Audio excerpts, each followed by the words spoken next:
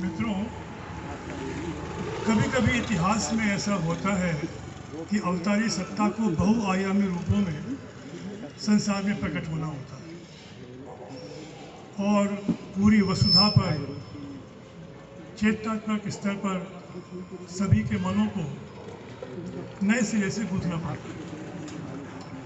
परम पूज्य गुरुदेव एक ऐसी ही सत्ता के रूप में हम सबके बीच में आए, जिन्होंने गुरु और अवतारी सत्ता इन दोनों रूपों में क्रांतिकारी परिवर्तन इस वसुधा पर प्रस्तुत किया। 80 वर्ष का जीवन जिया और उसके पश्चात परमात्मा चेतना में लीन हो। आज अखंड ज्योति का प्रतिनिधि यहाँ पर उपस्थित है। इस सब का आरंभ हुआ मित्रों आज से 100 वर्ष पहले, सन 1926 की धुंध पंचमी, जब परम पूज्य गुरुदेव की आयु केवल 14 वर्ष की थी।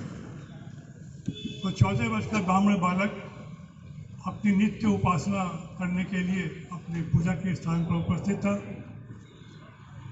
उस बच्चे ने दीपक प्रज्वलित किया और अपनी उपासना जैसे ही वो आरंभ करने को हुए, उस दीपक की ज्योति में एक छाया पुरुष के दर्शन होते हैं। 14 साल का बालक, बाल मन, बाल बुद्धि, वो छाया पुरुष को देख के डर गए। किसी पीछे को हुए, वो छाया पुरुष ने उनको समझाया, जो भी वार्तालाप हुआ, और ये बताया कि पिछले 3 जन्मों से मैं तुम्हारा गुरु हूँ और इस जन्म में भी जो भी तुम्हें जिस कार्य को करने के लिए तुम्हारा जन्म हुआ है, उसकी पूरा मार्गदर्शन करने का दायित्व मेरा है।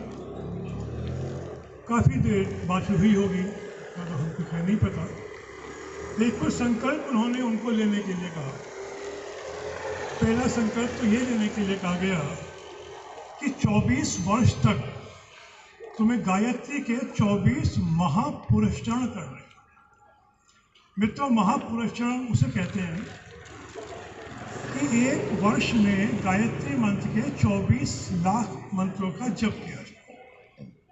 लगभग 60 या 65 माला गायत्री मंत्र की प्रतिदिन जपनी होती है और ऐसा करने के लिए उन्हें 24 वर्ष का समय दिया गया कि आपका प्रतिवर्ष 24 महापुरस्चरण पूरे करने। ऐसा करने की शक्ति कहाँ से आएगी?